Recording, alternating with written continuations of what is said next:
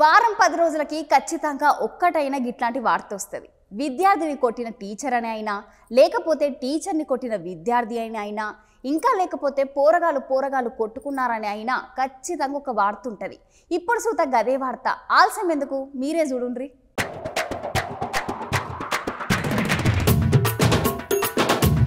మీ కొట్టుడు పాడుగాని గిప్ప గప్ప కొట్టుకుంటున్నారు. ఓరి వారి ఏం కొట్టుకుంటున్నారు? అది అగో ఆపుతలేరుగా అసలే. ఓరి వారి ఎందుకు కొట్టుకుంటున్నారు గట్లా? అసలు ఏమైంది? అసలు ముచ్చట ఏంటంటే ఇది మన పక్కపొంటి రాష్ట్రం ఆంధ్రప్రదేశ్ గుంటూరు జిల్లాలో అయిందంట.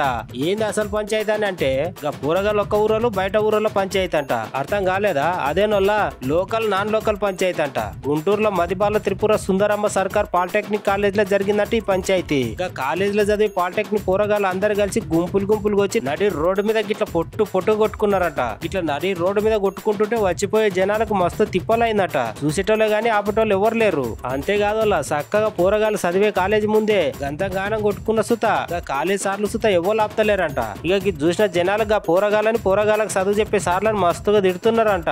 అంతే కదా మరి, అమ్మ నాయనలు కష్టపడి పనిచేసి చదివించేది ఎందుకు? మంచిగా బాగుపడాలనే కదా. మరి ఇట్లాంటి చిల్లర పంచాయతీలు పెట్టుకుంటే చదువు ఎట్లా ఆపుతుంది చెప్పుర్రి? ఇంకా కాలేజ్ ముందే లొల్లు పెట్టుకుంటుంటే సుత కనీసం ఆపకుండా సినిమా చూస్తున్న వాళ్ళ సార్లనేమన్నా చెప్పుర్రి.